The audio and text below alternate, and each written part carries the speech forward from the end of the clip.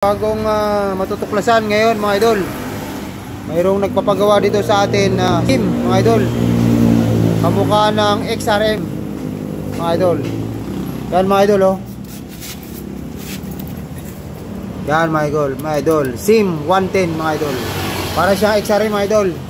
Ngayon naputol yung kanyang throttle cable mga idol. Ito yung kanyang throttle cable mga idol.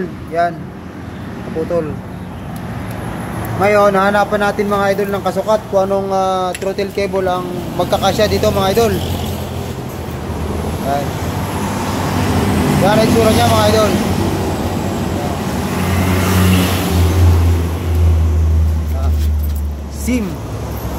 SIM 110 mga idol. Ayun mga idol. Ang kumasya sa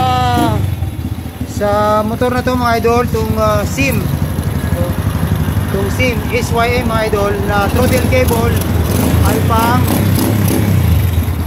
Smash 115 mga idol. Ang kasya dun sa kanyang throttle cable mga idol. Bali ganito na lang ginawa namin mga idol. Yan, dito namin dinaan. Yan, papunta dun sa carburetor niya mga idol. Ito yan mga idol.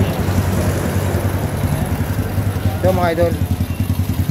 Kaya mga idol, kung mayroon kayong SIM na parang ang kamukha ay XRM mga idol, SYM mga idol, yan ay itsura oh. Yan.